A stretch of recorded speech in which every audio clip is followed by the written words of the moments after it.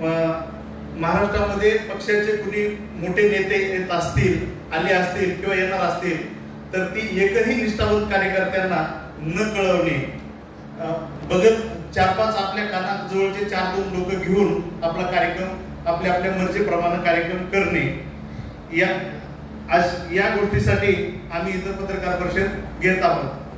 तर गेल्या 9 महिन्यापूर्वी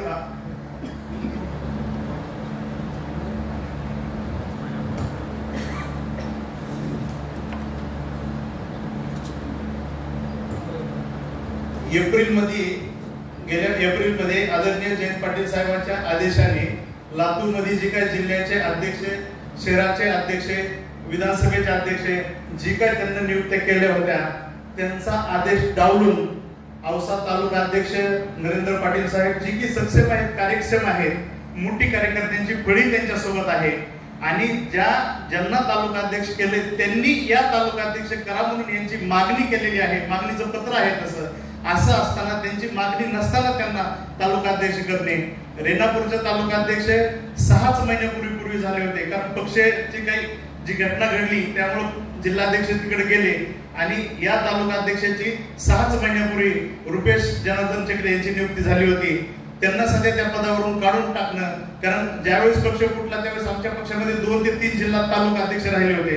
त्यामध्ये उदगीरचे तालुका अध्यक्ष शिवाजीराव मुळे साहेब, रेणापूर तालुका अध्यक्ष रुपेश चक्रे आणि आपले औशाचे तालुका अध्यक्ष, फक्त 3 तालुका अध्यक्ष होते. त्यापैकी हे तालुका अध्यक्ष जे निष्ठावंत पक्षाचे पवार साहेबांचे होते त्यांना काढून टाकले जातात.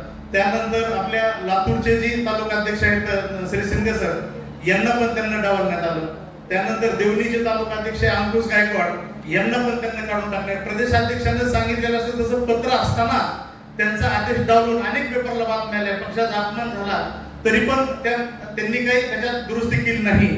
ही गोष्ट आम्ही गेलेल्या 14 तारखेला आदरणीय ताई आणि जयंत पाटील साहेब आले होते, त्यांच्या कानावर हा विषय घातला, ताईच्या कानावर हा विषय घातला. ताईने सांगितलं याच्यामध्ये बदल करूया.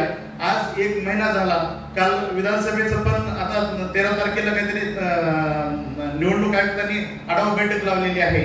म्हणून आम्ही आदरणीय पवार साहेबांचे निष्ठावंत हे सगळे कार्यकर्ते आम्ही या ठिकाणी आलेले आहेत, सोयीचेने सगळे आलेले आहेत की आता तरी बदल होणार आहे का नाही.